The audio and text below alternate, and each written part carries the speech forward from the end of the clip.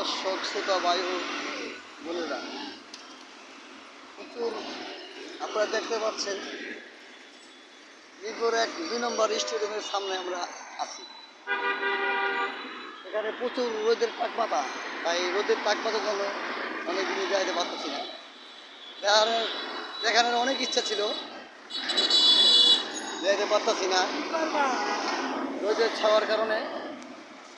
থাকতে যাচ্ছে, অনেক গাড়ি ঘোড়া চলতেছে, আবার অনেকে ওভারব্রিজটা পারে যাচ্ছে। চারিদিকে রোদে একবারে পানি রুড়ে হালে পানি শুকায় যায়, রাস্তার মধ্যে পানি একবার শুষা খেলায়। অনেক রয়েছে তাপমাত্রা।